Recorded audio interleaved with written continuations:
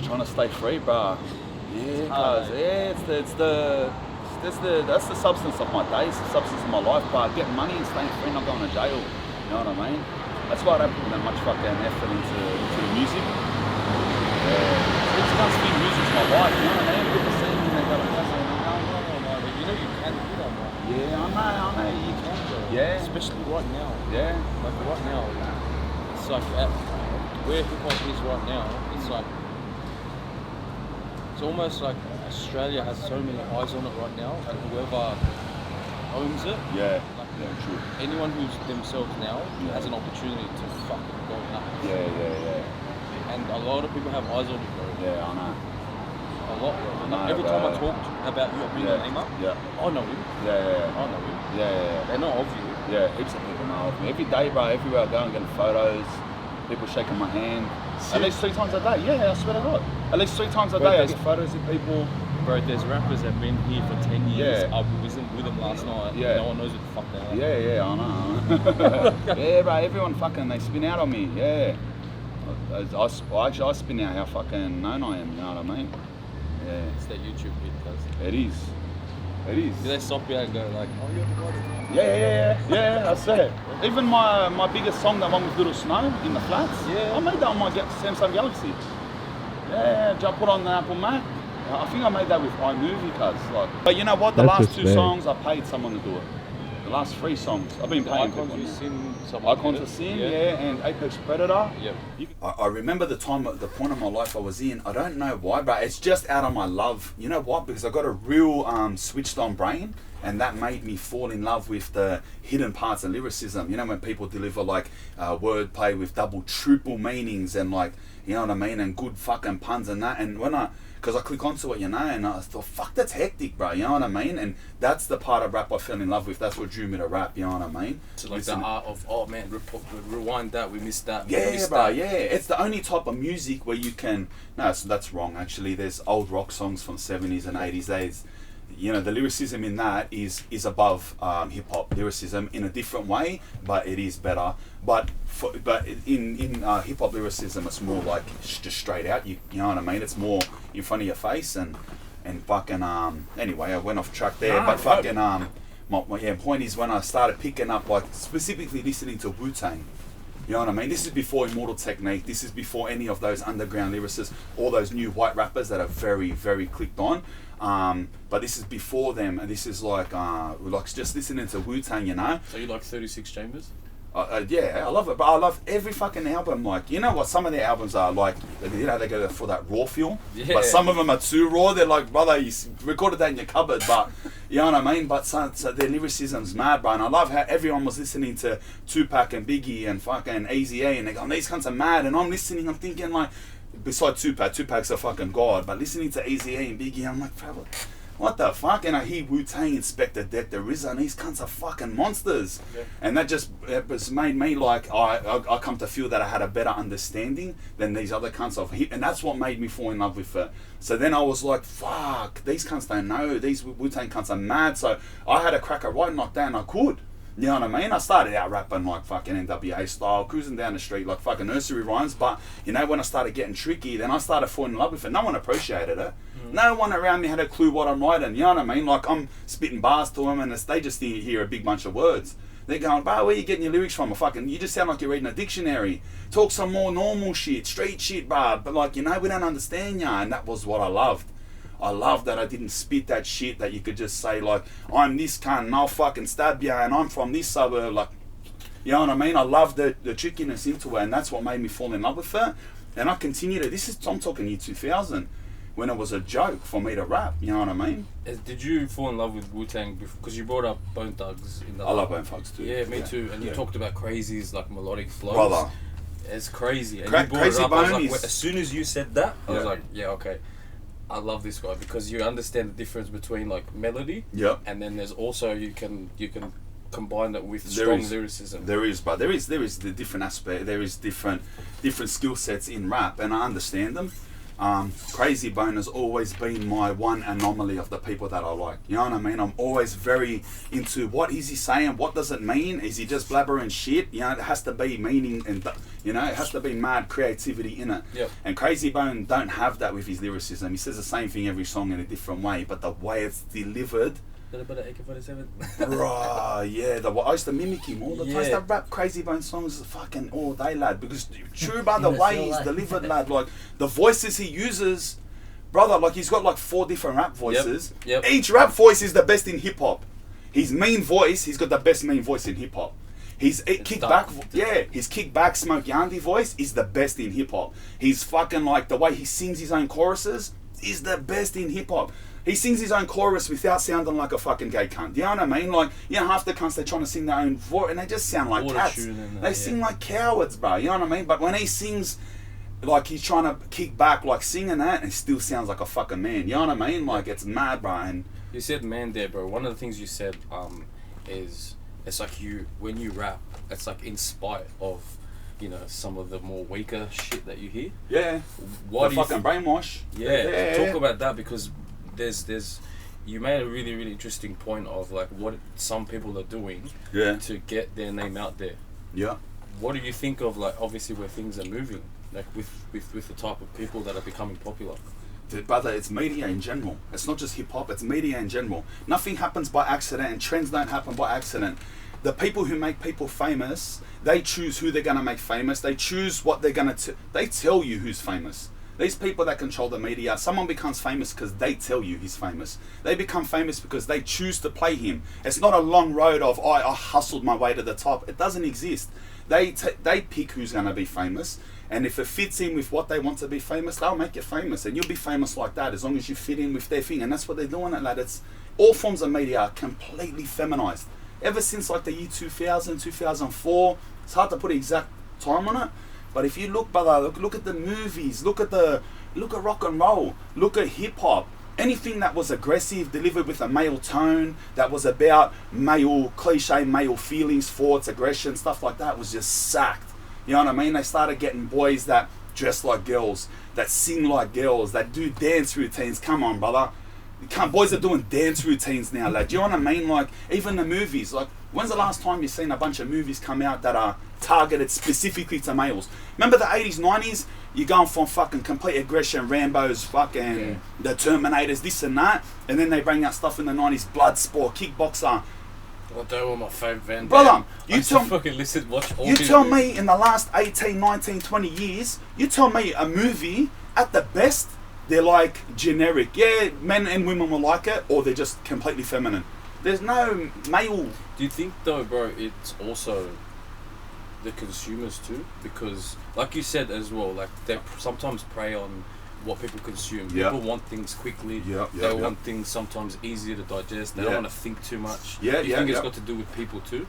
I know what you mean. Like, are they just playing into what sells the most? But bro, the underlying fact is that people like what they are told to like.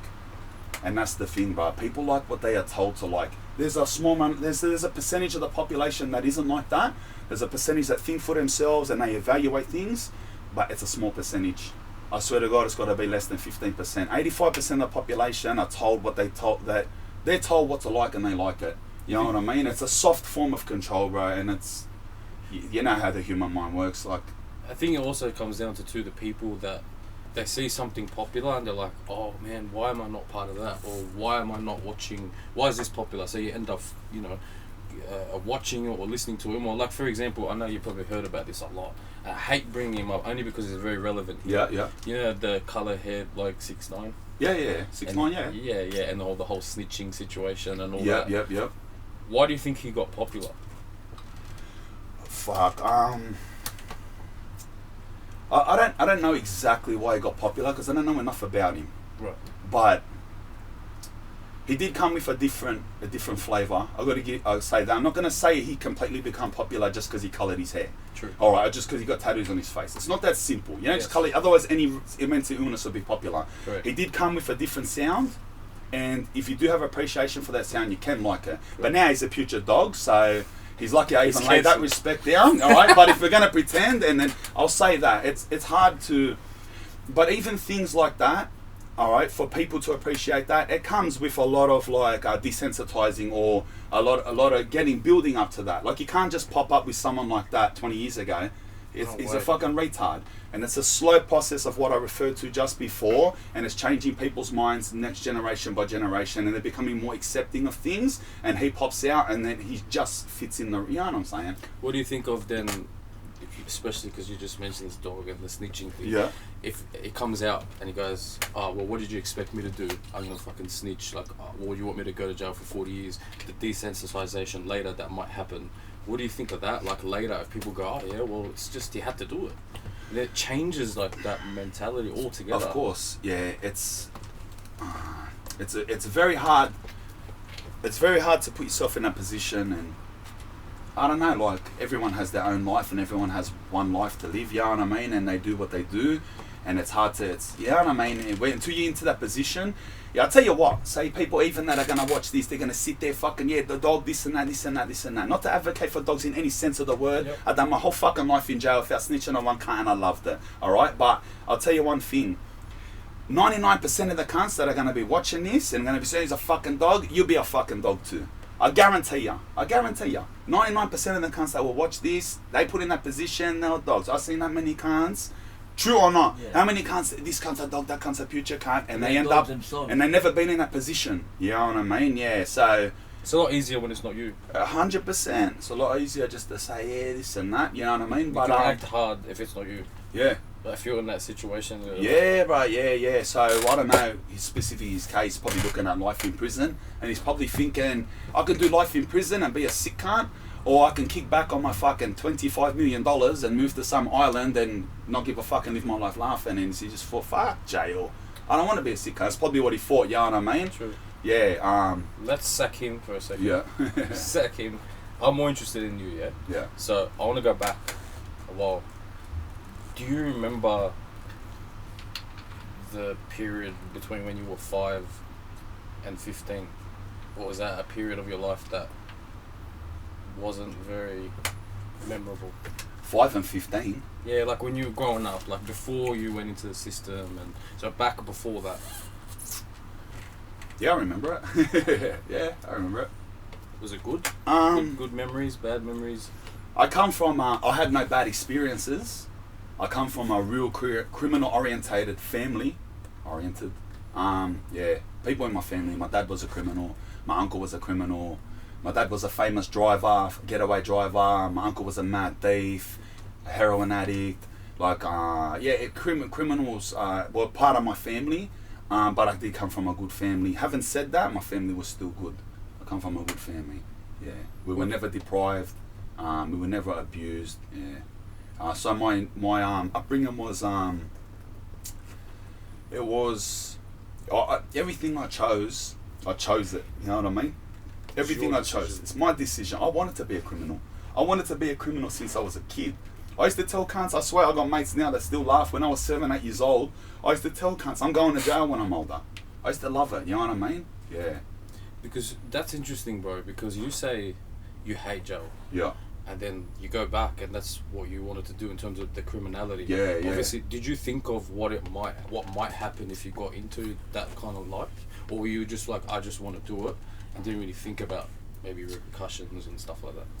No, I did think about what's going to happen. I just didn't care. Yeah, I did think about what's going to happen. Yeah, but I was just out to be the best criminal that I could be since a young age. Yeah, I'm talking primary school. I got kicked out of primary schools for stabbing kids in primary school. I'm talking year 4, taking a knife to school and stabbing someone in the stomach. Like, I was doing bad shit since I was a little kid. I loved it. I went to juvie, I loved it. I went to jail, I loved it. Now I hate jail, yeah, because I've done so much of it. I got sick of it. Yeah, but I loved it because I didn't really have any other aspiration than to be a criminal. Sounds weird, you know what I mean? It's, especially when I talk to all these psychs over the years in jail, you know what I mean? And they're looking for the definitive point or the definitive happening in my life that made me like this, or what's the explain, and I just say, man, there's nothing, you know what I mean? Maybe there is things that I don't understand that made me that way, but just in general, I always remember that was my aspiration, you know what I mean? Yeah. If, let's say, you had your time back, what would you choose? something else to do? Like, would there be something else that you can go back and go, I had a passion for this, and maybe I would have done this? Well, I was a weapon sports player. Every sport. Because you're a big boy. Yeah, right? every sport I was a skillful cunt. Every sport that I played. I don't know, bruh. I'm definitely not going to sit here and say that I wanted, if I could go back, that I'd be a criminal again. Especially not the years of my life where I was a drug addicted criminal. They were the worst of the worst. And I'm going to touch on that. Yeah. But if I'm going to say, like, of course not, I don't want to be a criminal. But what could I have been? I have no idea, cuz I have no idea. I find it hard to fit in this world. You know what I mean? I find it hard to fit in this system of finding some type of, I don't know what it is, bro. But there was never nothing there other than crime. There was never nothing like that I could say now I could have been this, or I was doing good at this and I could have been that. Even they didn't exist to me, you know what I mean? Yeah. Because you said like we had a couple of chats and you're like, oh, I can't work for anyone. Like I get it completely. And like, authority, some people just can't. They're not good with it. It's getting told what to do. Yeah. And then do you think that played that? Yeah, like because it's with work. It's now that you're out, you haven't really been. You don't want to go back and work for anyone. I've never had a job. Yeah. I've never had a job. Never. I never worked a day. I can't. I don't know. Even the thought of it, I can't cop it. Is it because you're getting told what to do? Worked. Is that what it was, or it's more just controlled? I'm just an overthinker, bro. Like I think, like, what is this? Cause like I gotta wake up with this task to work for this, for crumbs to be. I feel oppressed. I feel like if I work, that I'm the peasant of society. You know what I mean? They tell you, oh, you got to pay your taxes. It's a good contribution and this and that. I don't perceive it that way. You know what I mean? I perceive it as the peasant of society, cause you know what I mean. I'm gonna work for fucking how many dollars an hour and this set rate while someone gets all this money making off the. You know what I mean? It does my head in. Yeah. And having this task, bro, it builds me up. It builds the aggression up. And even knowing I got to go to sleep, I got to wake up at this time and be here. I'm like, fuck that. I even tell my professor, they tried to make me for 2.5 years, and I'm not fucking working. I'll guarantee you, if I go to work, I'll fucking reoffend. That's what I tell them. I swear to God. Now I'm sweet. You know what I mean? I'm sweet without going to jail. The risk factors are low in me now. But if I got to work in that, like I won't be working 2-3 weeks. I'll stab some cunt out in the streets over something small. It'll just be the build up of it'll just make me fucking fucked up outside work. You know what I mean? And yeah, bro, I end up back in jail. I used to tell all my professors that. I say, mate, just be happy that I'm in society and not doing damage. Don't try to make me go out and start doing this fucking, you know what I mean? Yeah. I'll get there one day, maybe, but I'm not there yet. You spend, bro, let's go jail time. Yeah? How many years exactly do you spend in there? But if I do add them all up, I've added it up to be about 12.5 years. Yeah. So that's almost half your life. Yeah. Can you tell us a story, like something that you sometimes now look back at and go, fuck, man, I wish I could not go back, but like it brings a memory where you're like, man, that kind of represents jail for me. Fuck, that's hard, man. Well, a couple of memories. Not really, brah. No specific story. I don't know. That's a very hard question, brah. That's a very hard question. In what sense? Like, what? All right, let's maybe narrow it down. Yeah. So, let's say when you were writing, because you had a spare time, yeah, and you would write lyrics, you'd write your raps, and you'd go out to the yard and spit. Yeah. So that experience, do you remember the first time you put pen on paper and you went, "This is what I'm gonna do," or man, I actually like doing this. Yeah. Do you remember that? Yeah, I do remember that. That was in boys' homes. That was boys' homes when I done that. Yeah. How old were you? When I done that, I was like 16. I remember where I was. I remember I wrote my first bars and this and that. Yeah. You remember? I remember that. Yeah. You know what else? I'll tell you what. I haven't said that. You know what I loved about jail? Fucking doing MMA training. I used to axe it, bro. How much did I do MMA training? I swear to God, every celly that I had, used to throw them around the cell. Everyone was my rag doll. I used to spend all day punching, kicking, grappling all day, but I was obsessed. I was autistic with it, cuz. And it was the most beneficial thing that I'd done, bro. I went hard for years and years, and I'm glad I love that, bro. I ate up a lot of years of my lagans, bro, all day, yeah. With the, because we've talked, like you said, with when you write songs now, it takes you almost like a few months where you want to get into detail. Yeah. Back when you're in jail, because I like writing a lot, yeah? whether it's lyrics or just anything. I like writing because I feel like it's a form of therapy, or I get some stuff out. Did you understand at that time, like, all right, this is a love of mine, or was it more, this is, I've got time, let me just see how it goes, or you genuinely went in going, this is my intention, I know this is what I'm gonna do? Nah, no idea. Never thought I was gonna be a rapper. I'd laugh at the fucking thought. Yeah, nah. You were telling me earlier, like, as if I would. No way, brother. Look, that's what I was saying, brother. I was rapping in a time where, in jail, I was rapping in jail before it was cool to rap in jail. When I was rapping in jail, you're a fuckwit if you're rapping. Yeah, like, that's, you know what I mean? I never thought that one day people are gonna like Aussie rap and I'm gonna be this mad rapper. No way. I was just rapping, I was just a thing I used to do on the sly, you know what I mean? First years of it, I'll just rap and I'll spit it and this and that. Half the cellies, I'll spend 4 or 5 months in a cell with them. They wouldn't even know that I rap. You know what I mean? Like, it's just a thing that I do on the sly, and then, you know what I mean, start spitting it. Towards the end of my little jail career, the big jail career, but towards the end of it, you know, people started being a bit more open to rap and this and that. I was spitting bars, kinds of freaking out. I want to talk about that. Bro, you're very descriptive with your words, yeah? Can you, like, paint a scene? Because I watch movies, yeah? I've not been to jail. Yeah. I watch a lot of movies and they paint the scenes of, like, what jail's like and when someone's out and they have a fight or whatever. When you spat your bars, can you paint, like, a picture of where you, like, what the setting was? Did you go out and it was the yard, you went out and you just started spitting and you didn't care what anyone thought, or was it around your boy's first hat? Like, can you describe, like, what the setting was? It would never be spat, like, as a performance in front of a whole bunch of cunts. Nah, it'd be like, over, you know what I mean, whoever you're training with or something like that, and the conversation builds up to, yeah, I rap, lad, yeah, you want to hear something? And then bang, spit some bars, 2 or 3 cunts will listen. Yeah. One of the cunts will be, oh, that's mad. 2 of the cunts will be like, fuck, what do you want, lad? Like, what are you doing? You're rapping, bro, you're putting on some show. Like, honestly, I'm not going to sit there and gonna glamorize it like, how you think, like, you're rapping this yard and cunts are all appreciative and everyone's clapping. Nah, brother. 99% of cunts when you're rapping in jail think you're an absolute idiot for rapping. You know what I mean? Like, seriously. And then you find a couple cunts that like it and they listen to it. That's all it is, yeah. If you ever come across another cunt that raps, I'll rap with them, you know what I mean? They'll spit a verse, I'll spit a verse. They won't have any lyrical insight, so they got no idea how good I was. They'll still think they're better even though they're rubbish, and then that's it, we'll walk our own ways, you know what I mean? Were you honest with people when they said, like, if they were trash, you'd tell them, like, man, this is not good? Probably not. Nah, because they don't want to hear it. They don't care what you think. No one even asks. No one says, are you good? You reckon I'm good? They just think they're good. It's like, yeah, I don't give 2 fucks. They don't even comment, bro. I spit my bars, get them out. Look at their reaction on my bars. They don't give a fuck what I spat either. I was like, haters. But it's obviously a lot of good has come out, in my opinion, because you found the passion, you're rapping, you know, and we've talked just before we got in here about, you know, seeing into the future. Yeah.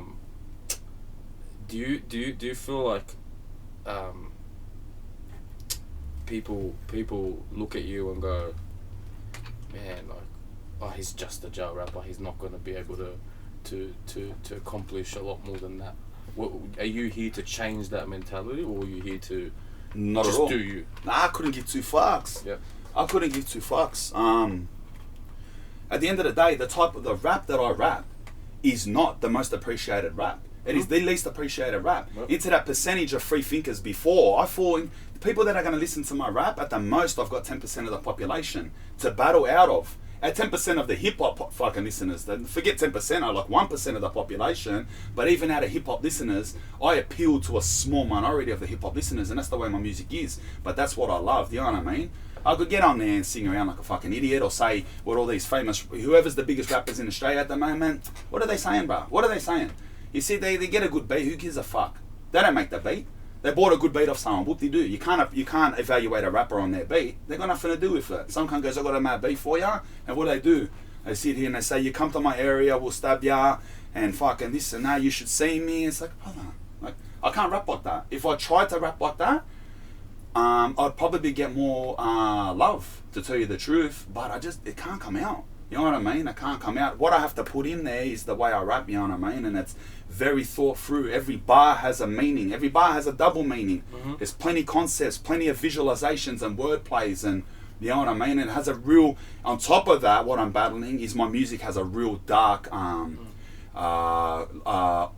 feeling to it. You know what I mean? I rap dark. You know what I mean? So then not only am I battling the over lyricism, but then I've got a dark element to it. So it's gonna be hard for me to blow up. Do you understand what I'm saying? Yeah, like I'm gonna disagree. I'll tell you why. Yeah.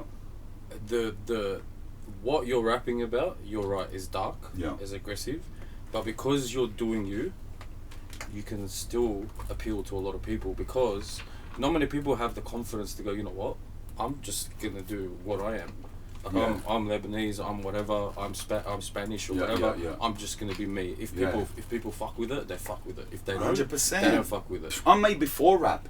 Half these cunts in Sydney that know me, half of them don't even know I'm rap. I'm Spanian before I fucking rap. You know what I mean? That's the difference. You know what I'm saying? Like, that's why I don't participate with these cunts. You know what I mean? If you've been some of this, I don't know them, but I'm Spanian. You know what I mean? Like, yeah, everything that I say in my raps, but that's real. That's real, cuz. That's real thoughts and feelings, and that's real happenings, happened or potential happenings. Doesn't matter what I say, whether it has either happened or it's potentially going to happen. You know what I mean? Like, that's the truth. Yeah, that's what I say. And that's why I have my little rant. I say, if I say I'm going to fucking kill you, I will kill you.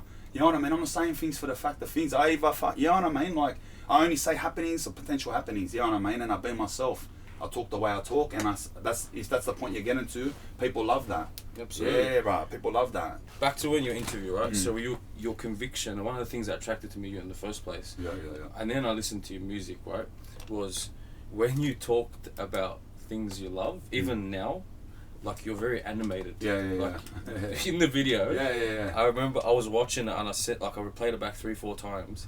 You talk about like different ways to conceptualize shooting. Yep. Obviously your hand movements were. Yep. But when you were talking about stuff you love, you were stomping at the same time. Oh, was I? As your words were coming out. Yeah. Do you notice that stuff?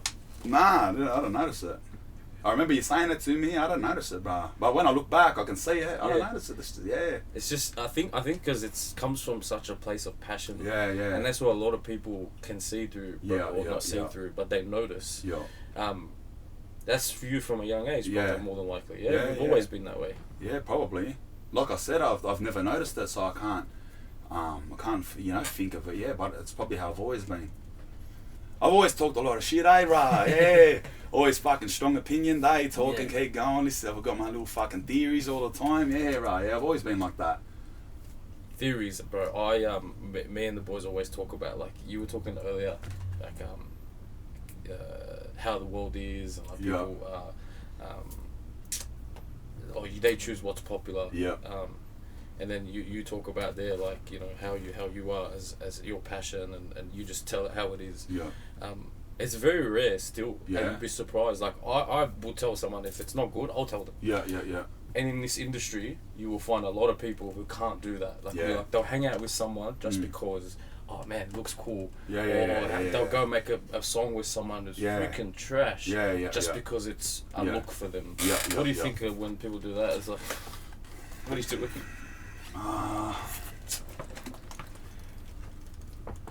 When you don't have it, you got to do it. That's their hustle.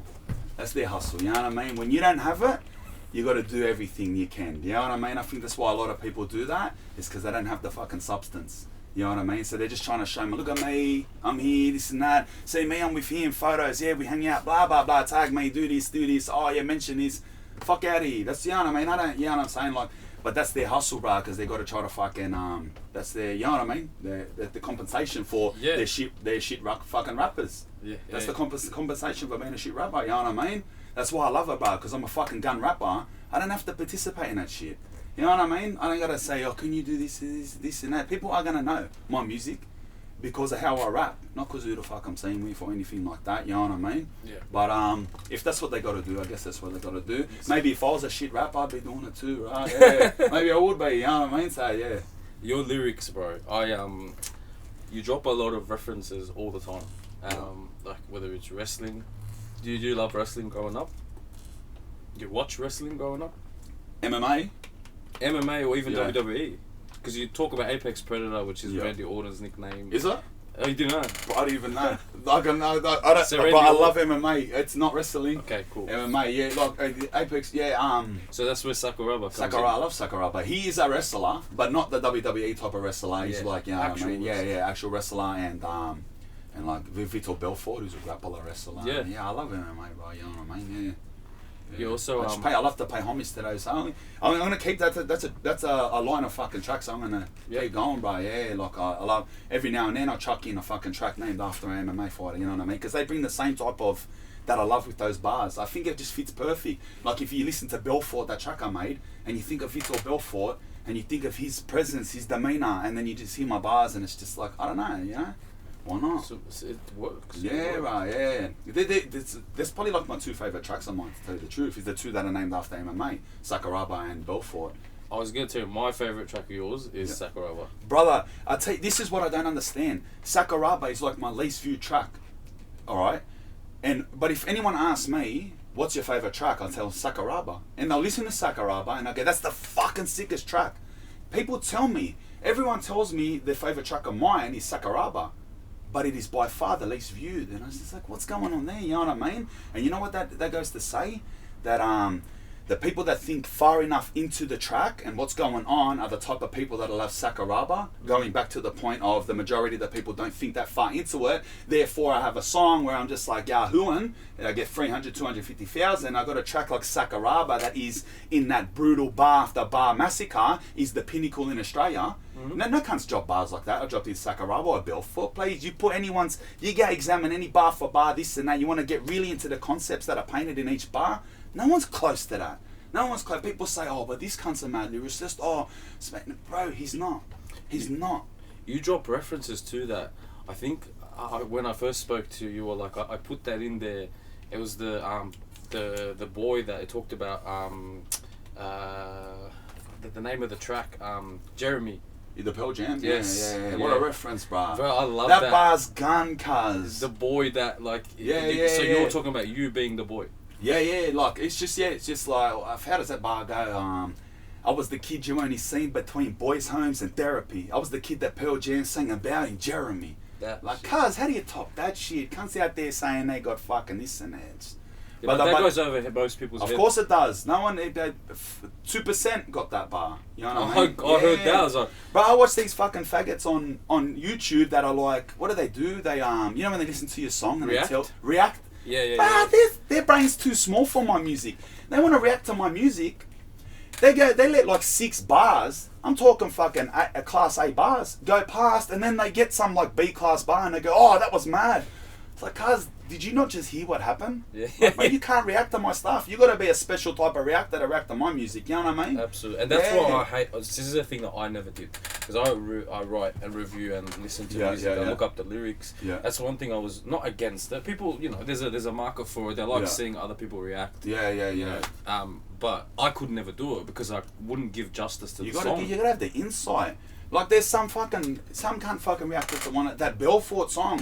Didn't understand none of the bars. He's like, oh, that's alright. Like he's hard. He's hard. Whatever they say, they're throwing off. They have no idea what I'm saying. Gets to the second verse. I drop gun bars.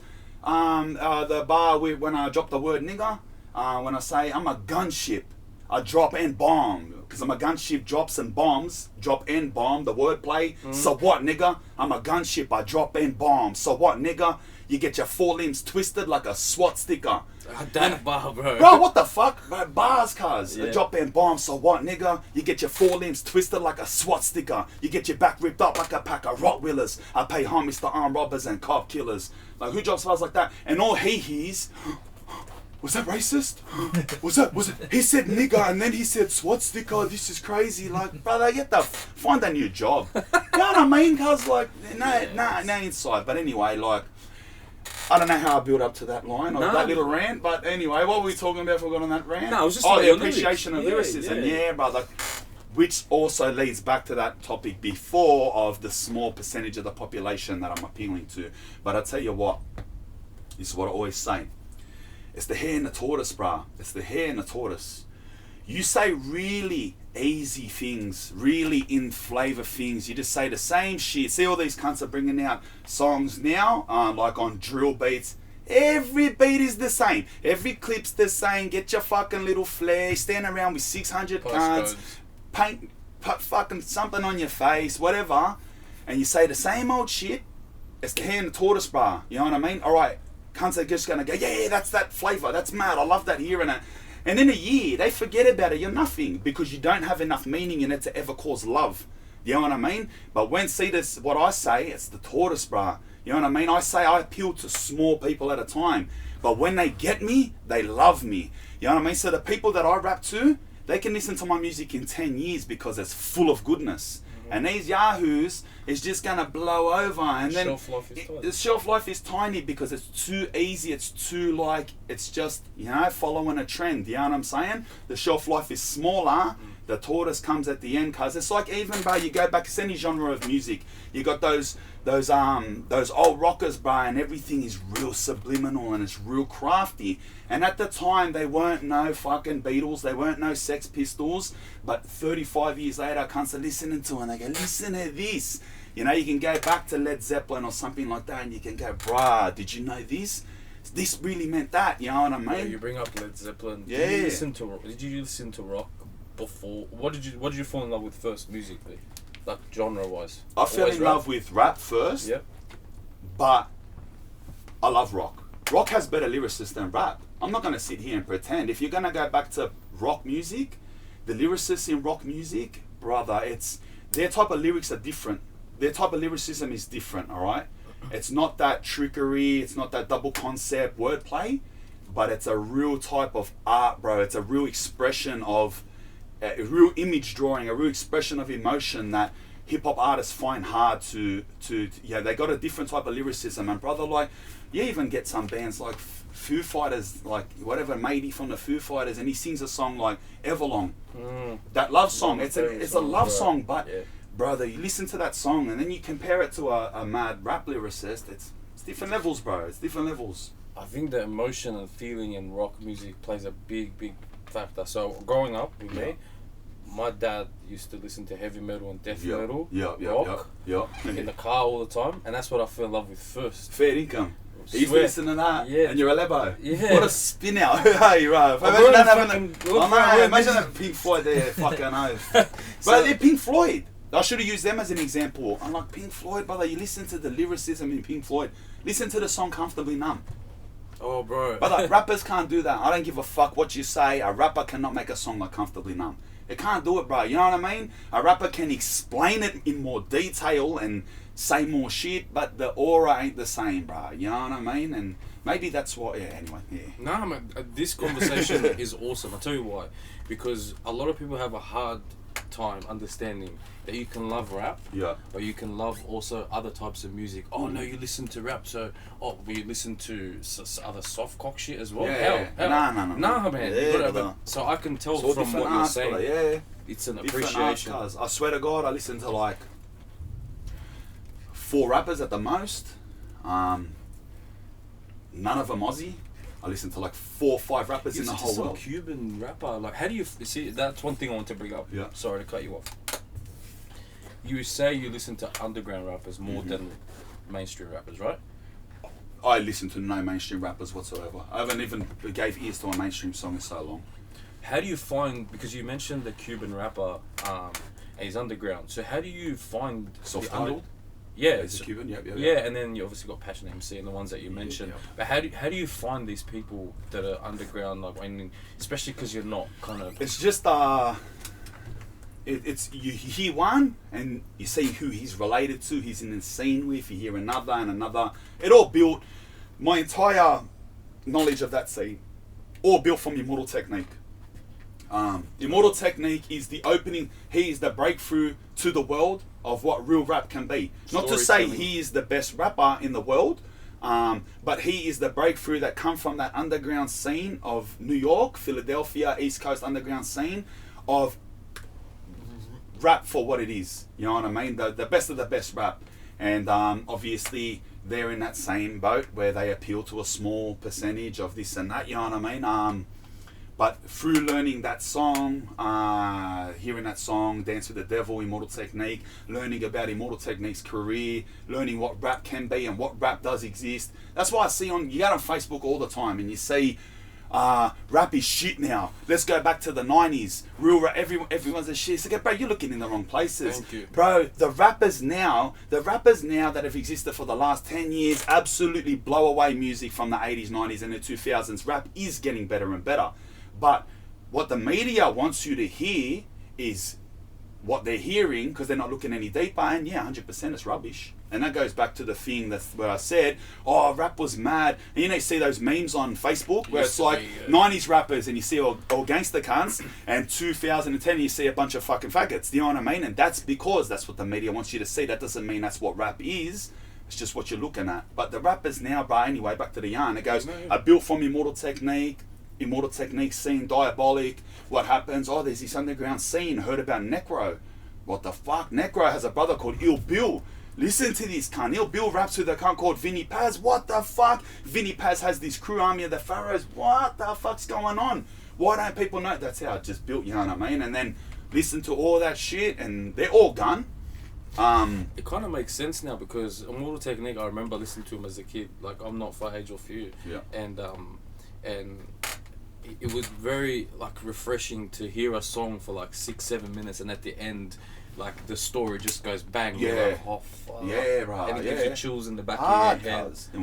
And just to hear rap, that is like, you know what it's like? It's like that what Wu-Tang, Big L, KRS-One tried to do. Yes. All right, what they tried to do in the 90s, and it sort of died, and all the yahoos went up with the media, and everyone thought, oh, it died out. That was a failed experiment in New York, in the East Coast, existed the entire time and got better and better, you know? But now with the age of social media, the internet, they're like, look at us, we've been here the whole time, and we kill it, you know what I mean? And yeah.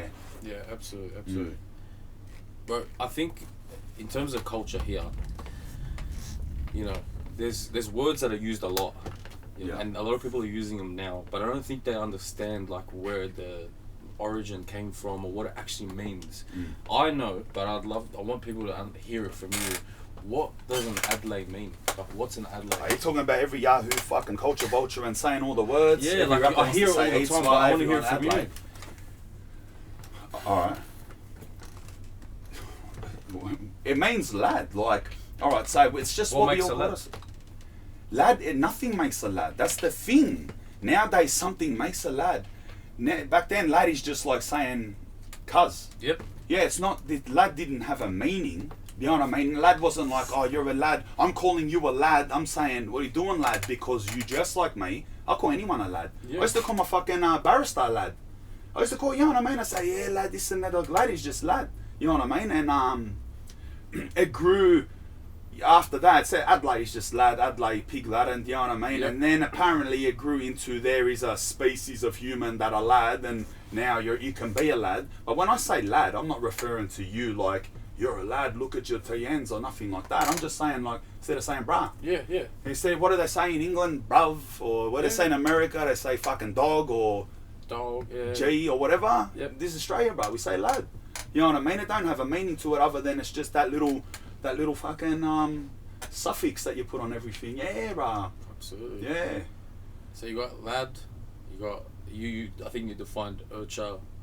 Urcha, yeah. That's not even a term that gets used no more. But that was when the fucking crime. Sydney was about crime. Urcha was moneymaker, thief, robber. Urcha, search and get money, getting underways. Urcha, yeah. That's just what that was. Yeah, you know what I mean? All the rappers like to say Eitzwa. Eitzwa is just sweet. Yeah. It's just a general term of agreeance or understanding. You know what I mean? It's like just like saying okay, pretty much. So it just it's like saying sweet. It's like come from the word sweet. You know, like oh, it's an Aussie thing. Like let's go over there, sweet. Or go and do this. Yeah, sweet. Or yeah, that's sweet. Yeah, it's just a term of agreeance, and it turned sweet, and then it went to eat sway, but eat sway's sounds a bit off, and then it just went to Eitzwa.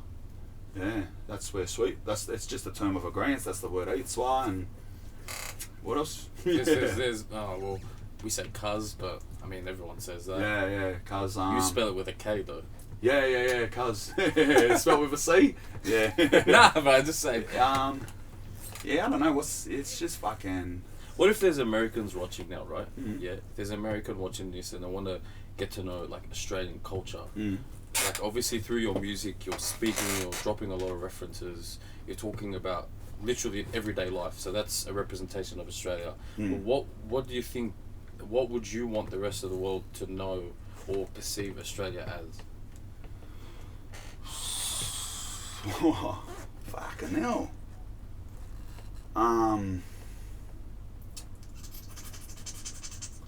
Bro, what a question. Bro, fuck, bro. Someone has to write an essay to answer that. Who better to write an essay? Yeah, brother, you're right. What do I want people in a different country to perceive Australian culture as? 90% a bunch of fucking whinging cunts. 90%, bro, whinging about everything, brother. Every fucking thing. Everyone's too comfortable here. Everyone's too comfortable, and the little things say, you know, you're comfortable, and all the little things like that. There's a lot of that, bro.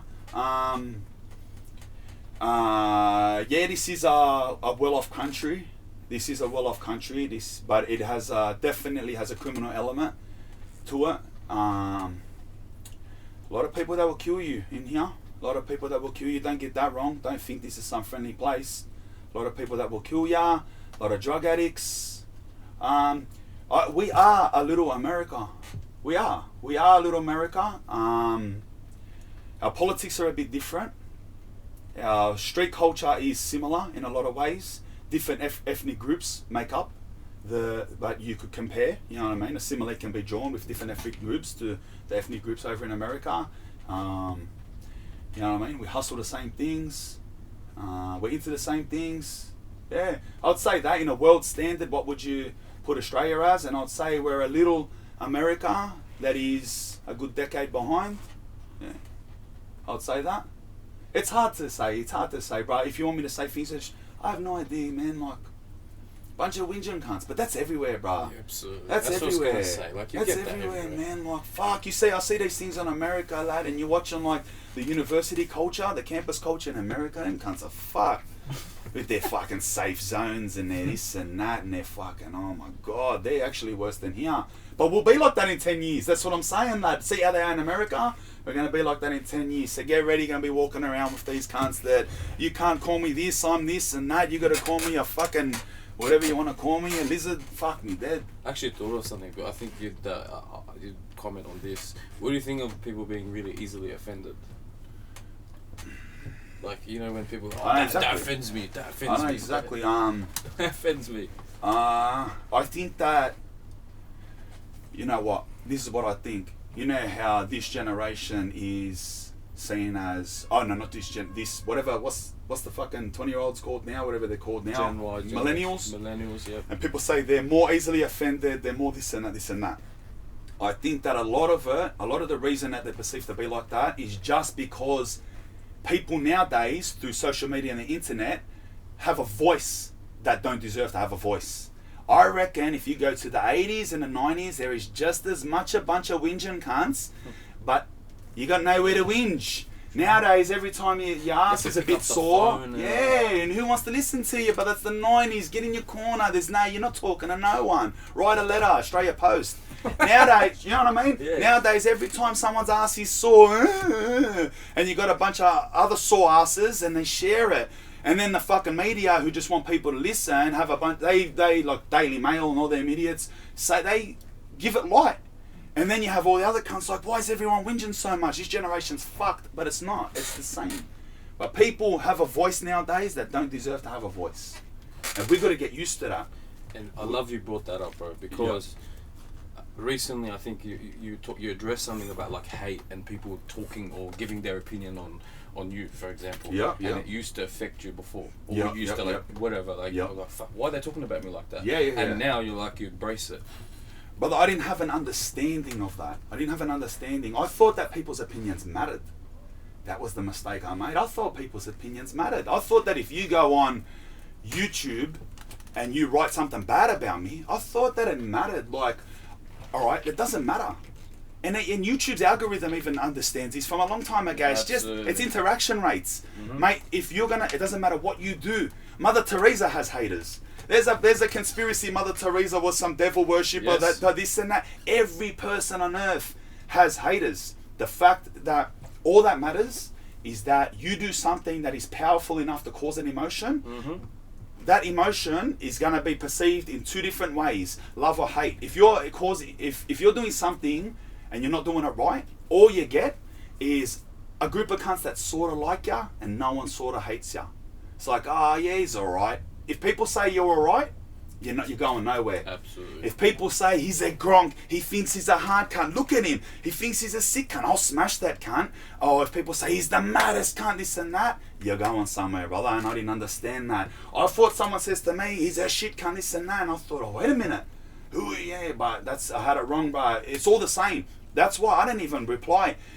It's all the same thing. One person will get on there and say, this cunt's a shit cunt. If you ever come to Brisbane, I'm going to smash your face in. He thinks he's the maddest cunt. And another cunt that lives in Adelaide will say, you're my idol. You're like a god. You're like the best rapper ever. It's the same thing. It's the same thing. It's got the same value. You know what I mean? Yeah, it's like in, I bring up wrestling only because of the show. It's like the popular ones or the people who are at the top are the ones who get a reaction. Whether Whether it's good that's or bad. That's right, brother. That's if you're right. Getting a reaction. That's right. You're doing your job. That's it. And it comes hand in hand. It comes hand in hand. If you're not hated, then you're not loved. Yep. That's it. It comes down to that. If you're not hated, you're not loved. What this is for people who are watching this, and I've been through this, and obviously growing a platform and all this, and I deal with a lot of people online, and they drop comments like, I don't really give a shit, whatever. So how, with your mental process, when you see it, do you go, I don't give a shit, or you just your immediate reaction is nah, and then you just hold not back? At all. Now it's just not at all. There was a transition. Angry. What is this? I used to delete comments. On my YouTube when I was small, I'd be like, you can't say that about me. If you say I'm a gronk on my page, then someone will see it and then they'll think I'm a gronk. You're exposing me to be a gronk. That's how I think of it. And like, this has to be deleted. Or I'll argue with them and I got them back. So, and then I learned, and then I got to a stage where I would see it and then I would think like, why are you saying that about me? Oh, but I should leave it there. And then it's beyond that stage. Now it's like, fucking oath. It's fucking oath. Yeah, you get. I swear to God, I'm not even G'ing up. Now, whatever it is, that's why I don't even react to nothing. Even on my Instagram, nothing. I don't care if you tell me I'm God to you, or you tell me you're gonna jump on my head. I don't care. Just say it. That's all that matters. Is you said it. That's it. You know what I mean? I get no reaction now. You know what I mean? At the end of the week, I look at the analytics. How many comments were things? What it says doesn't matter. Seriously, what it says doesn't matter. Even on thumbs up, thumbs down, it's all the same. But when you go to bed, you aren't thinking of them. Nah, cuz, nah. But think of anyone. That's it, yeah. That's it, bro. Like I said before, without love, without the hate, there's no love. Yeah. There's something I want to ask you about, because I think it's relatable to a lot of people. I don't want to talk about like mental illness and things like that. I want to talk about how you were able to just, you mentioned, bro, you were doing, drugs and things like that, and you're on the heroin. These are things that it takes a lot for someone to admit, first of all. Second of all, to own it and go, you know what, yeah, I used to be like that, but I'm not like that anymore. How did you stop? Because there's I've been researching this a lot, right? There are people who have a very hard time getting off altogether. Mm-hmm. And it becomes their life and they destroy themselves. I'm sure you know a lot of people it's happened. And you mentioned your brother unfortunately passed away. Yeah. How did you stop? First of all, I started that young. It takes a lot to admit and this and that. I don't give two fucks. I love that part of me. I tell people, I meet you for the first time, what are you doing? Oh, it's a good sunny day. Yeah, I was a heroin addict. I was a fucking scumbag. I didn't give a fuck. You know what I mean? Who cares? I'm still me, you know what I mean? Like, look at that. I was fucking high school doing them ones and I'm still me. Have a look at me. But fucking, bro, how did I stop? I don't know, cuz it was a gift from God and I didn't appreciate it for the sit. It just come one day. It just come. It's hard to explain, bro, but like, tell you, do you want me to get into it? Please do. Alright, because this story is for the ages, cuz. This story is for the ages, brother. Please do. I swear to God, I was doing like lagans, living large on. I was on the Butte. I was on the Butte when I was young. I used to pride myself. I was one of the young. I got on the Butte in Australia when Butte first come to Australia. Now, just for people who don't know, what's Butte? Because Butte the names have changed. It's like methadone. It's a treatment for heroin addicts. Fair. It's a little bit different, and it's it has different things, this and that. Sure. It's not as strong as methadone, and Okay. I used to pride myself, you know me, I was one of the first cunts in Australia on the Butte, sick cunt, this and that, fucking doing my lagans in jail on the Butte. Obviously sales cash, get the Butte out, I was controlling everything, big fucking hustler in jail, and loving life. I thought I was the maddest cunt in the world, and bro, outside I was a good money maker, bad Unky J, but good money maker, You know what I mean? I used to chop over $1,000, $1,500 a day on gear, lad. And I supplied myself on that too. You know, someone would say, I'm a heroin addict. How much you used to use a day? $500, you're nothing compared to me. Like, it's that blasé, you know what I mean? And so I was loving the life. I perceived myself to be coolest cunt in the world and this and that. Mad money maker. I swear to God, cuz, one day, I don't know what it was. I was by myself in a cell up at June, and staying awake late, bro. And I looked in the mirror, and until that point, I always looked in the mirror and always seen a fucking mad cunt. I thought, yeah, look at you, fucking good looking cunt, this and that, yeah, Spanian from the city, lad, money maker. And I looked in the mirror one day, bro. I actually walked past it, and I caught a glimpse of myself, because we had PlayStations in our cell back then. Jail was hectic. And I was walking to the PlayStation, and I walked past, bro, and I seen in the mirror, and I stopped. And I seen a fucking scumbag. And my heart dropped, bro. This is word on my fucking son's life, a true story. Out of nowhere. And I done a double take, cuz. And I looked at myself, and I seen a fucking scumbag. I seen me for what I was. I don't know who gave me that insight. I don't know if it's God. I don't know if I was in the middle of a fucking psychosis, a beneficial psychosis, but whatever happened, I looked at myself, bro, and I seen a fucking scum. I seen a junkie. I just looked at myself and I thought, look at you. You think you're a mad cunt. You're a fucking mess. You are some junkie sitting in a cell with the bottom of the earth in the middle of the bush, thinking you're a mad cunt, getting selling spit and smoking cigarettes and what?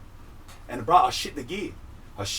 Bro, and I swear to God, I was in the mirror. I've told you this story before. Yeah. I was in the mirror, cuz, for an hour. Just like this. Just looking at yourself? Looking at myself. Was this on a come down, or was it just like, just normal? This is fucking normal. I was on the beer bar, so I was high 24/7. There's no come downs. Yeah, I know come downs. No, but fucking, lad. And I was just looking, bro, for an hour. And I was thinking, what the fuck are you? You're an embarrassment. And cuz, I then, from that second on, had this extreme anxiety that I was an embarrassment. And I just said to myself, yeah, like, bro, I was just ashamed to show my face. The day before, I'm around the pod walking around like this, yeah, fucking, yeah, you got that for me, yep, sickest cunt in the world, you know, gel on my hair. The next day I come out of my cell, I couldn't even look cunts in the eyes. I thought that everyone was looking at me like I was just this putrid embarrassment. But they weren't, they were looking at me as same old Spanian, but that's what I thought. And when the freakiest thing is, I looked at them like that. So these boys that I was sitting in that jail pod with, who I thought, we're the sick cunts of Sydney, look at us in jail. But I was looking at them and I was thinking, who are these rubbish cunts? What is this life? From that day on, bro, I just said, the boys thought I was spinning out. I probably was spinning out. Sound like I'm fucking spinning out, but from that day on, I jumped off the Butte program, which is unheard of in jail, voluntary jumping off the Butte program. Being on the Butte program, that's like being on a train of gold. No one's ever voluntarily jumped off the Butte program unless they've been stood over to the extent that they just don't want a part of it. Why don't they want to jump off? You're cashed. Put it this way, every yard in the jail system is a bunch of Unky J's. And you're one cunt that has the gold. You're the one cunt in the yard that goes to the clinic every day and gets given this tablet of goodness. Put it, sneak it away to the boys, and that one tablet gets broken up into that many different deals. Every deal was back then bought for $20. So for the cash, yeah. Brother, and everyone, that's how they get there. It's good living, that's how they get there. You're supporting the habits of the whole yard. Mm-hmm. You're fucking, you know what I mean? Like, that's jail gold. And, but anyway, back to the yarn, like, I sat there on that day, bro, and I said to the boys, I go, bro, this is it. I'm not picking up my Butte, and they're like, relax, brother. You relax, cuz. And I'm going, brother, I'm serious. I swear to God, I had in my fucking cell, Butte stash, drug stash, packets of cigarettes, all in my mattress that I bought. I used to shoot up. So, but because I was a cash cunt, I didn't have to be one of those cunts that used to share a needle with 40 other cunts. I had my own. I had like, because the boys on diabetics at the clinic, I'd get them to steal their thing. I'll give them Butte for it. So I had a kettle. You take the kettle apart. I got 4 or 5 syringes, brand new in there. I thought I was mad. In the kettle? In the kettle, yeah, in the handle. I have a syringe here, lad, and fucking I just come out one day, bro, and I just said, fucking, this was 2007. So however old I was then, 20, almost 21. I just said to the boys, I go, go in my cell and raid my cell. In that minute, I gave away every pack of cigarettes, every needle, all the yarndy I had stashed, all the fucking Valiums or Rivies or fucking whatever, and I gave it all up, lad. And they thought I'm spinning out, you know? And that's it. That was the day I jumped off everything. Whatever day it was, 2007, that day I quit heroin, bupe, cigarettes, needles, pot, pills, everything all on that day over that one looking in the mirror. From that day on, never turned back. So now it's been 12 and a half years. That's it. Never had a cigarette since. Been drunk a couple times. That's it, bro. So but this is what I'm going to build into. So I thought it's just that easy. Because I thought, like, wait a minute, I just looked in the mirror and I thought, you're a grump, you're a junkie. I changed my life. So I went around like this mad drug and alcohol counsellor for the next 4 or 5 years thinking, yeah, I'm in the system, saying all the boys I grew up with. The boys I grew up with, they're fucked. They're fucked, bro. All the boys I grew up with, every single cunt from Waterloo, Redfern, Willow, Glebe, for my generation, my generation was the pinnacle of bad in that area. All the boys, like, I've done 12 and a half years, that's nothing. That's nothing. He's done like 10 years and he's one of the good ones. I've got lads my age that have done like, seriously, 18, 16 years. They're still in for another 7, 8 years. Like, everyone I grew up with, they're lifers. And they're all fucked on drugs. And I thought I'm going to go around like the shining light. Yeah, but so I'm going to them, I'm saying, okay, like, you can be a cool cunt. You don't have to be Jay.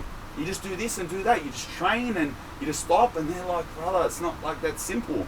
And I'm thinking, you cunts are weak cunts. And I learned, bro, as I got older, I learned that what happened with me was divine, cuz. You know what I mean? It was divine. It's not as simple as that. And not many people can do it, or not many people have that experience, yeah. And I didn't know that, bro. I used to just get around and I put how many times I try to verbal you? Get off the fucking this and that, you cunt. Why you been a weak cunt, bro? Yeah, I swear to God. I swear to God, bro. I hate him fucking, how many times I go that long, bro? I used to hate my guts, this cunt. And, bro, and I learned, bro, it's not that simple. The withdrawals, bro, did you not have any? I had bad withdrawals and I love them. Really? I love them, yeah. I withdrawed for like 2.5 weeks. I didn't sleep for about 6-7 days. Not a single fucking minute of sleep. Couldn't move for 2.5 weeks, and I loved it because all it presented was the rubbish coming out of me. Every day I withdrawed was every day the rubbish had less rubbish in me, and that's what it represented. And I loved it. And people say, but then you had cravings. Like, I was a massive heroin addict that injected. I'm talking like, this ain't no small game. Yeah, $1,000 a day. Like. People do that to death. You know what I mean? If you're a heroin addict that injects, you pretty much guarantee that will be the cause of your death sometimes in the next 15 years. That's the whack. That's the life you live. And I didn't even have one craving, bro.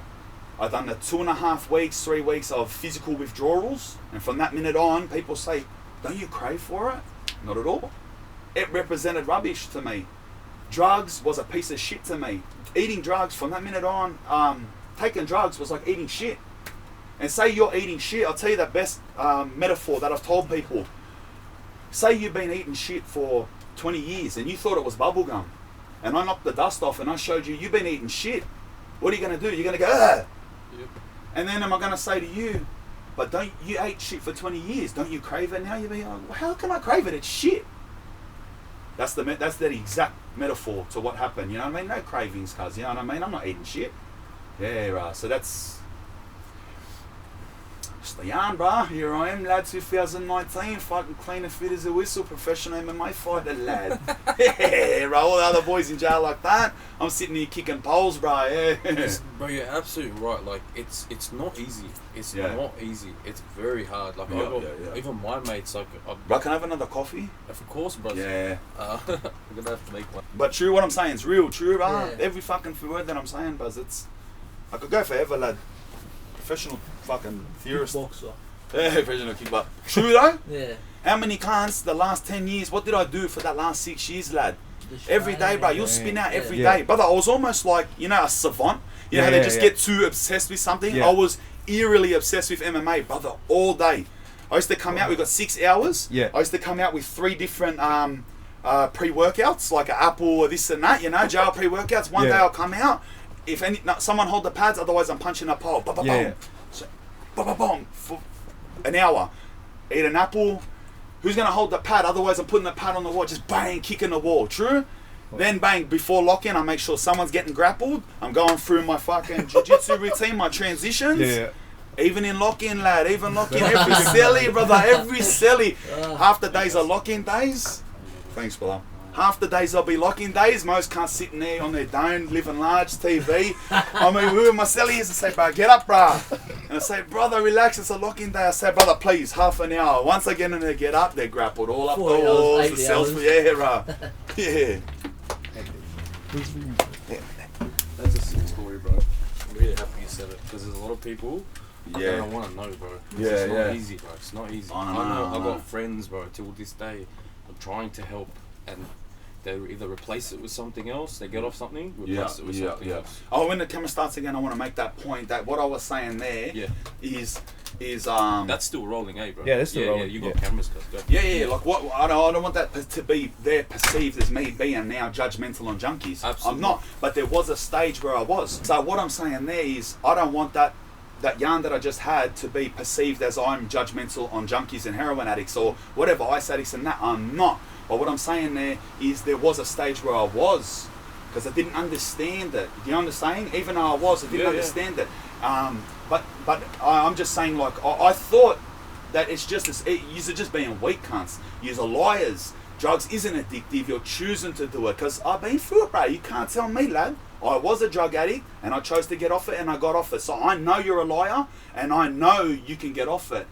So there was a stage like that, and now I know that's not the truth, right? And now I know that someone's drug addiction doesn't quantify the person. That's why I say at the end of hood life, it's understanding is always better than judgment. Do you know what I mean? Oh. And those terms that I used, all right, to explain myself, a scumbag, a junkie, they were just things that personally helped me get off drugs. All right, I do think it is beneficial that if a drug addict perceive themselves to be not that extreme. I'm an extreme person, you know what I mean? You don't have to say I'm a putrid scumbag dog, but in my case, it was beneficial because it made me want to change. But it's dangerous because if the addiction is too strong and then you perceive yourself to be that way on top of it, it can lead to suicide and stuff like that.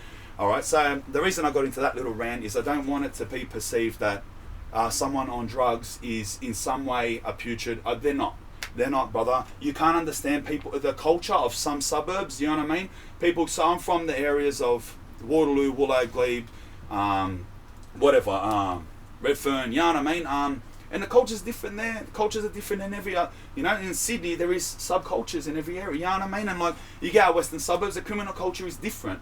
You know what I mean? The criminal culture of the western suburbs is more Lebanese influenced, where by culture, you're looked down on for being, it's about being a more like money maker, gangster cunt, you know what I mean? Look at my fucking Merc, I'll kill you, we don't fuck around, you're not taking my run. All the same Yahoo stories that they all go to jail killing each other for, you know what I mean? It's very different culture to where I grew up. Where I grew up, the culture is, it's not gangster like that, alright? It's not gangster like that, it's more hood. Alright, and I want that to be understood is that it's solo. It's a solo thing. It's a solo struggle. Everyone where I'm from is on the streets. Where it's a housing commission, alright? It's housing commission area to the extreme. You know, people go like, see this and that, oh, but what about fucking Campbelltown? What about Mount Druitt? I said, brother, I've been there. Alright, if you want to try to compare that shit to Redfern, especially 10 years ago, it's no comparison, cuz. Alright, it's different culture. Alright, and using drugs was just part and parcel. You know what I mean? If you weren't using drugs, you weren't even cool, bro. I swear to God, if you weren't on the gear, you weren't cool. And that led a lot of good people into using drugs. And this isn't just to Redfern. Yeah. I know it's the same out fucking Aids, and I know it's the same in everywhere, bro. I'm not going to go through, rattle them off all the junky areas of Sydney, but you know what I mean? Liverpool, some people Cabra. are born with their parents and like they're born into it. 100%. They're born into 100%, bro. You know, and you got to understand that. You got to understand that. You know what I'm saying? You know what's interesting? You said is like, as soon as when you got off everything, you one of the first things you did is try to help people who are on it. Yeah. That's something that shouldn't be like ignored. Because true. Despite like, you know, whatever you did, and then you looked at yourself, you're like, fucking hell, what have I done? And then you still wanted to go and help others because you understood that, you know what, like I did it for myself. Other people can do it. Yeah. Not many people do that. Yeah. So that's something not to. I've never thought of it. Never gave too much thought into that. But yeah, you're right. I did have a little crack of trying to help people. You know. Trying to get me off it. Yeah, all the time, eh? Yeah, I had him in tears a couple of times there, eh, lad?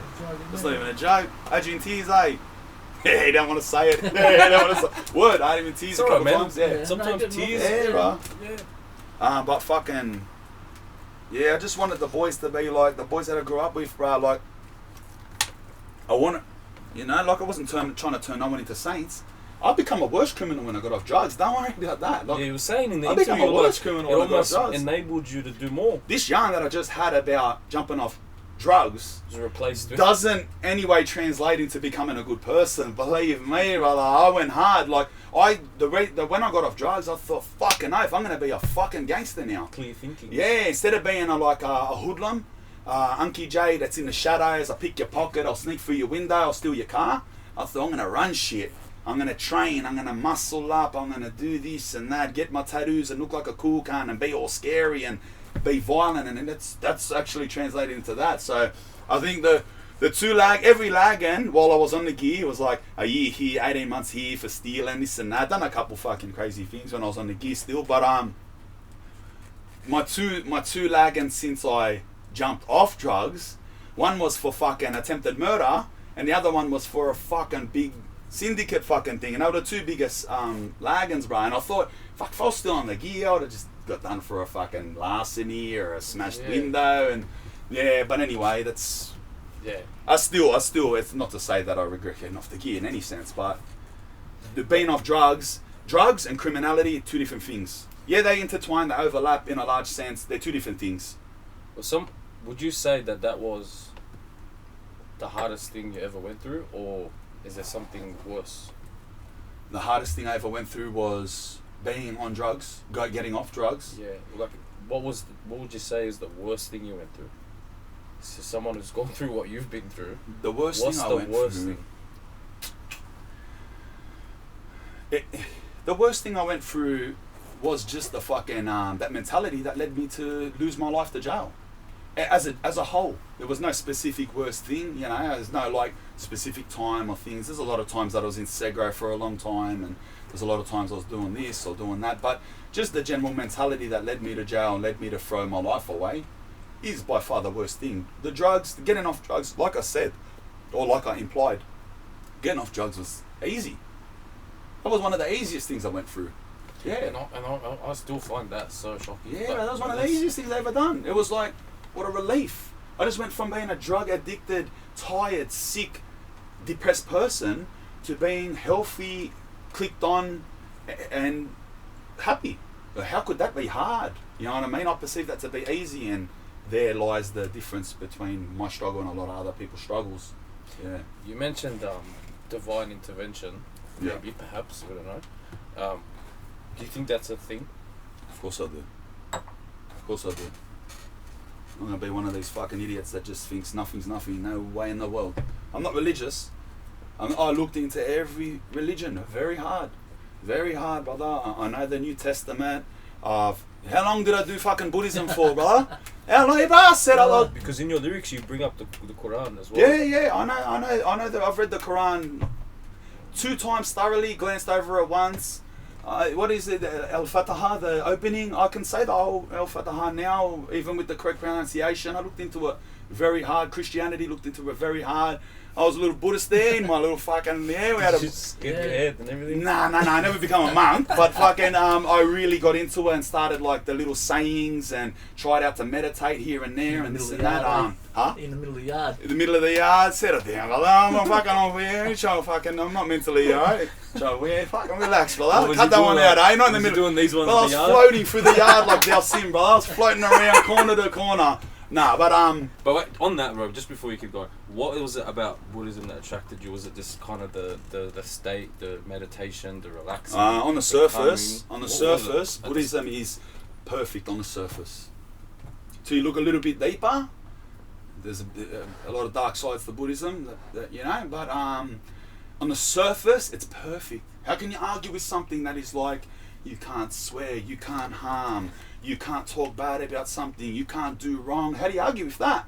On the surface, it's so perfect, but underneath, it's no good. I say what I want. I don't give a fuck. If all your Buddhists say, I don't give 2 fucks what you think. Underneath, brother, you need to look at shit. Underneath, brother, it's you're rubbish. There's a lot of stuff under there. You're just a piece of shit. You're meaningless in this world. Just forget the world. because it's a joke anyway. This world's an illusion. What's love? What is hate? Don't hate, because hate is fake. People aren't even real. So what's love? Leave your family and just meditate. Don't worry about them. Love is not real. Hate is... Emotions are real. Yeah, brother, things are real. Love is real. The soul is real. Oh, on top of that, you got no soul. So hey, please, shut that gate. Yeah, shut that gate. Are you a loving person? I'm a loving person. I have as much love as anyone else. It's just concentrated. To a particular person, to people, or people that you to people, that's it. So like, how I treat the people I love is completely contradictory to my psychopathy diagnosis.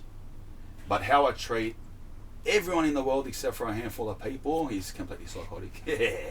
But let's talk about the good shit that you do. Like, because you obviously got your missus, your kid. You're very family orientated. Because early on, when you were very proud to say, "Look, I'm in a, like." There's a lot of rappers who pretend they're single and stuff just to kind of like, "Hey, look at me, more audience, whatever." You're very proud of that. Of course I am. Yeah, I don't want nothing to do with the fucking that kind of side of rap. I'm not out in the rap to meet cunts, girls, and fucking look at me. Look, I'm using this. Take all these other cunts. Nah, mate. I'm mitzvah with the people I'm mitzvah with. I don't care who you are. I don't care if you're a rapper, you're a fan. You got nothing to do with me. I do my thing, and I got my loved ones, and I'm staying free in this world, and I'm on my hustle, and I'm on my hustle for my loved ones, and that's it. I want to talk about your loved ones. How obviously you got a mate here. How would your loved ones describe you when you give obviously the good stuff you do for them? Because I don't want people to have this perception that through this conversation there's a lot of love, a lot of good, despite obviously, like you said, the contradiction. Yeah. But I just want to hear, like, obviously from you, the good that you do with your family, with your little one. I love them to death, bro. Like, it's hard to say, lad. Like, it's hard to say the good that I do, because to look at yourself that way and express it it's a hard perspective to have. I just know that I love them to death, and it hurts me if something happens to them. It hurts me when I see them down. I'll do anything for them. I'll live for them, and I'll kill for them. That's the way that I can quantify it. I can't specifically say I'm real good at this or I'm really good at that. Or I don't know. You know what I mean? There's not some things I'm not good at, and some things I am good at. But yeah, that's the way I can say it. You know what I mean? Yeah. Yeah, you put it well. Like you look after, you protect them. Like you said, kill for them, whatever you need to do to protect and look after it. Were you in a very similar? Did you have that same dynamic with your parents?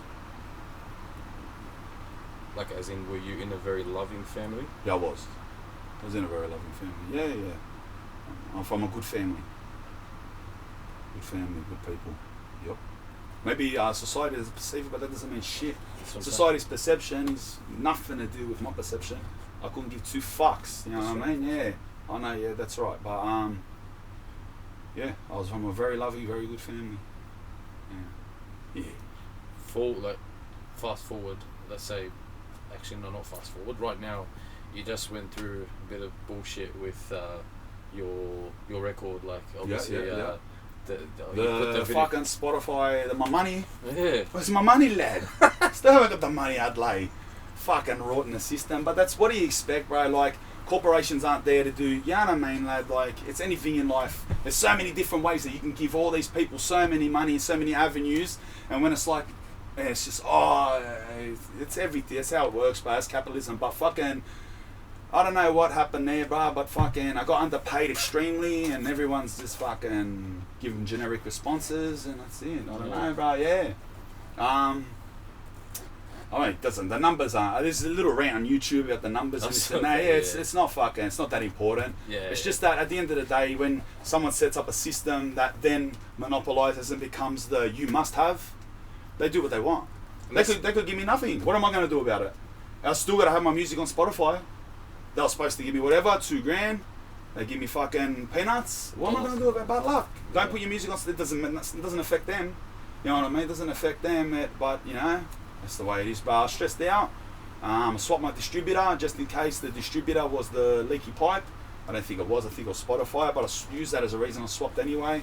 We'll see how it goes, bro. At the end of the day, bro, I don't depend on that money. I don't depend on that money. When it comes to making music, I'm in a big negative when it comes to money, and I know it's going to be that way. You know what I mean? If it changes, fucking oath, lad. But I'm going to get my money regardless.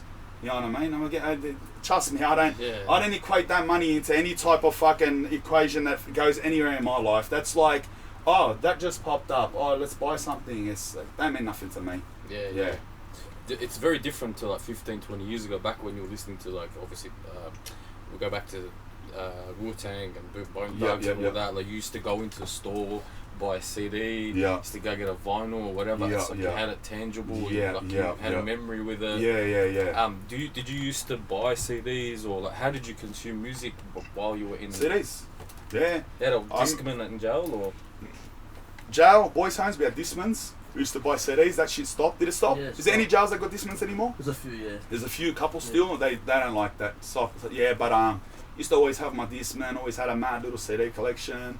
I'd always try to, somewhere in my lag, and try to get to one of those jails that has Discmans and they can order CDs and try spend at least 6 months there. I can stack up 10, 12 CDs.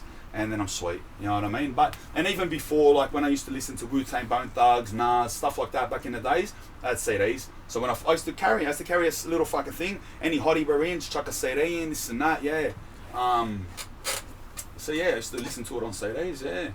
If you had to order a CD through the phone, how would you say it? Order? Are you talking about my language? Yeah. I don't know if you want to give it away. Give it away to Mazi, Azili Magazilan Mazila Bella Eris as well, Likatazi. Yeah, that's just saying like, bruh, go out and fucking give me some music, lad. Yeah. But I wouldn't have to say something like that on a fucking phone. Yeah, I could do it through the thing, yeah, you know what I mean? But if you ask in the language, that's the language, brother. That's how you ask for a CD. Yeah. Bro, I put that video up, can't see I'm banging it on. Cause they're like, bro, you're just talking Lebo. I said, how the fuck's that sound Lebo? That's not Lebo. Oh, it's not even close to Lebo, right? Yeah, and then like can't sing and I'm fucking banging it on. Yeah. They think it's Lebo. Yeah, I know. That's a legit language, brother. Yeah, legit language. But one thing that I mean is serious or changed, I guess the topic a little bit. With your diagnosis, how comfortable you are sharing, but I think it's good for people to understand that even with maybe a disadvantage or something that will hold you back, doesn't necessarily mean it's going to define you. True? Of course not. Of course not. If someone's like, obviously, mental illness and things in current day and age it's one of the biggest things. One of the biggest killers right now. Stress. Right? Yeah, anxiety. Anxiety related illnesses, anxiety related mental illnesses, and it is a big problem. It is one of the. I don't know how, bro. So I overthink situations like that. Sometimes I think that's how they want us to be. You know. Sometimes I think they want us to be anxious. They create anxiety. Nothing's accidental, bro. Nothing's accidental. I guarantee you, bro, nothing in this world is accidental. Whether it's our conception of the human race itself, or whether it's the opinions and loves and hates of the general population now, everything is crafted by the people who rule and who design this world. And that's a fact. Even down to the extreme rates of anxiety, mate, it didn't just happen. There's a reason it's happening. And there's people that want us to be anxious, and it's beneficial to them. And so the reason I said that is I could say that it's one of the biggest problems facing society right now is the rates of anxiety. And but in fact, it's not a problem for society. It's probably in ways that we don't understand beneficial for anxiety, for society, that we remain anxious and we remain confused. You know, and in ways that I don't have that knowledge to say. If you're going to say, tell me how does that make sense, and I can't put it into words, so you know, I can't justify it, but I just know that nothing happens accidental. We didn't come for this last 10,000 however long, and all of a sudden in 30 years everyone caught anxiety for no apparent reason. No, I think we got it for a reason. Yeah, I agree with you. Yeah. In terms of explaining it, also, you can't really point it down to one or two things. No way. But like, if you think of the rate we consume things. Yep. How much, like our phones. Yep. Every time there's a notification we get, it lets off a chemical in your brain, like dopamine, 100%. Serotonin. Yep. The more lights. Major contributor. Yeah. The more times it lights off. Media. Yeah. Media. They thrive off our anxiety. That's their power. If we don't have anxiety, they don't even have power. That's the media exists, not to entertain us, to cause anxiety, to push agendas. Anyway, I'm not gonna fucking start going on like that. I'm not Immortal Technique, but why not? Nah, but look, it's yeah, bro. Everything's it's full of anxieties, bro. You know, when you got a society that's driven off making money and driven off capital, and they find that fear is a much more powerful emotion than love, and people are willing to give things up over fear a lot more than give up over love. You put fear into someone, they will give you money. You put fear into someone, they will sign their rights away. You put fear into someone, they will, you know what I mean? They will do a lot of things that they normally would think through. They do it under a snap decision because there's a lot of fear in them. It's one of the most, in all animals, the most powerful emotion. Yeah, because there's fight or flight. Yeah, fight or flight, and they're causing that, and yeah, like a lot of the shit is sold to us because of our fears, and like right, you know. Do you think there's more power in fear than there is in love? To them, not in the human race as a whole. If you're talking about personal interactions, there's not. Love trumps everything, and at the end, love will win. Right? At the end, love will win. You can't beat love. It doesn't matter what you do to someone or where you go, whatever happens, you can't beat love. But in terms of the suck your blood capitalistic society we live in, love has no place. Love has no place. It's fear is what drives that. Yeah, because it's a real, just by the way it's set up, it's a real negatively set up society. How could a negatively set up society and what that institutes run off love? They can't. How can you run off love? How can you have a system of what do you want to call it, an oppressive system like that, and it runs off love? Doesn't make sense. It has to run off fear and greed. It has to. It doesn't exist there. The people who have tried to lead with love, didn't hang around. That's right. Yeah. But they started movements, and I think even with stuff that I do, I agree with you. Like, you know, fear is one way to do it, but love trumps all. Yeah. And that's why it brings me back, I think, to the point I'll make, and originally why I spoke to you, is you said it's about the feeling you want to give out at the end of the day. You summarized it better than I think most rappers I've ever heard. Yeah. Is that when you deliver and when you talk, it's evoking an emotion. Yeah. A lot of artists do not understand this. They just make the song. Let's go into the studio and make a hit. Yeah. Doesn't fucking work like that. Yeah. You got to be able to have it resonate with people. Yeah. Either with love, fear, aggression, whatever emotion. And that goes a lot into that hare and the tortoise concept that I said before, is that sometimes you definitely, what I said there is true.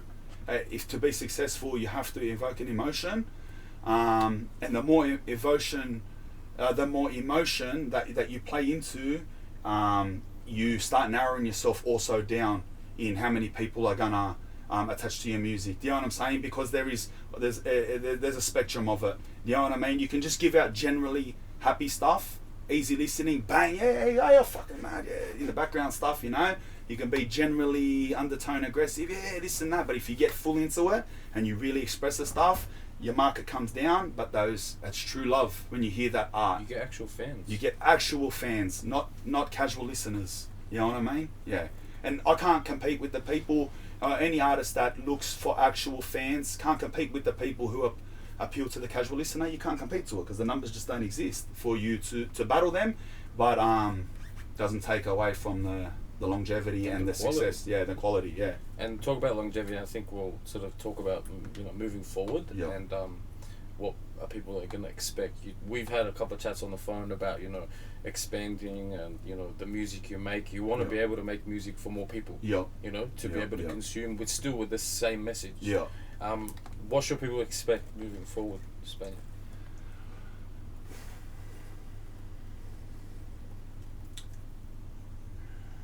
Fuck, man. Fuck, I don't know how to say that, man. I don't know. I don't know, because I don't even know myself.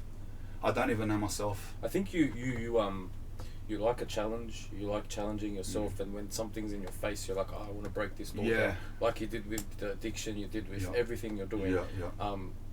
It's good that you don't know, because actually not good, but you're open to. Would you say that you're open to a lot more growth, and there's still a long way to go? Yeah, 100%, 100%. But to say, how's it? I have no idea, cuz I have no idea how it's gonna go, man. I'm just gonna do me. Yep. I'm just gonna do what I feel. Yep. I'm gonna express what I express. I don't give two fucks. Honestly, I don't give two fucks. That's why I don't have an answer for that. I can't give two fucks, lad, about like how many of you listen to it. I swear, it doesn't matter. It's a small gratification. Is there? Oh, look at that number. Oh, mad. In terms to doing what I really want, I'm not gonna fake it. I'm not gonna fake some fucking thing that is more appealing. You know what I mean? But I'm gonna do me. You know what I'm saying? I'm gonna learn. You know what? Obviously, I'm gonna learn. Many things I've been doing wrong with my raps. Many things. There's many things I've been doing right. You know what I mean? And It's the growth, things that the journey, things that I'm doing wrong, the things that I'm doing right aren't for me to express or give away. That's what I know. Yes. And you'll see the growth happen. But I can't say where it's gonna go. But believe me, it's gonna be meaningful. Everything I say will always be meaningful. Yes. You know what I mean? I've got no fillers in my music. You can't go to one of my songs and look at like the end, half of it that means no. That's everything's gonna be for a reason. Yeah. That's honestly one of my favorite things I've heard. Yeah. Like meaningful. Yeah. And for a reason. Yeah. Purpose. Yeah. Yeah. Like you know what the. Actually, I'll probably ask you. What do you and we'll probably wrap up with this, but when do you think you'll feel ultimately successful? And not to attach it to a number or whatever it is, but when are you gonna feel like, you know what, man, I'm happy and I did it? Ooh. Fuck, bro. I'm not sure, cuz. Do you wanna be the voice of Australia for rap? Oh, why not? Why would I say no to that? You want to let me be the voice? I'll be the voice. Am I gonna fucking fight my guts out for it? No, I'm not gonna fight my guts out for it. I'm happy being me, brother. I live in a world where I'm just trying to stay out of jail. I'm not here trying to be some fucking famous rapper. If it happens, it happens. You know what I mean? I'm not there. Rap isn't my life. I'm trying to stay free. I'm trying to find my place in society that doesn't, you know what I mean? Like where I can stay out of jail. I'm trying to get my money, and then and I know I'm good at something. I'll do it. But nah, I'm not. I don't have this big drive to be the face of this and that. Yeah. You're just gonna do you. I'm gonna do me, cuz it resonates with people. And I know it's gonna. Yep. I know it's gonna, cuz I'm the best rapper in this country. I don't give two fucks what anyone says. Can you say that? I'm the best rapper in this country. You break me down, brother. You hear what I'm saying. If you don't think I'm the best rapper in this country, you just don't understand rap. If you think these yahoos with bigger numbers than me are better rappers than me because the number's bigger, you don't know what you're talking about. In 2 years, you're going to be listening to fucking pop music, dancing in a nightclub. That's how much you know about rap. But the people that know rap, they know I'm the best rapper in this country and I'm going to get better. And so I kick back easy. I don't need to hustle myself, bro. That's a fact. I say that from the heart. I don't need to hustle myself because I know what I'm good at. You know what I'm saying? Like... That's a fact. I wasn't trying to bridge up there, but that's a fact, cuz I hear all these other cunts, they say, oh, this cunt, and oh, you're as good as this cunt, or you're like this, and I listen to them, it's like, bro, yeah, you're confused. I swear, you're confused, cuz, yeah. Don't get me wrong, bro, there's a lot of things I do in the tracks that I've made, and I hear, and I go, ooh. That's part of the process. Yeah, but lad, like, yeah. Spanian, brother, City, Adelaide, fucking infamous urchin lad, #1 jail yard rapper, brother, ask around, Sydney City, Adelaide. Yeah. Spanian, brother, City, Adelaide, fucking infamous urchin lad, #1 jail yard rapper, brother, ask around, Sydney City, Adelaide. Yeah. City, Adelaide, fucking infamous urchin lad, #1. Alright. Thank you very much, brothers. Sweet, brother. Thank you.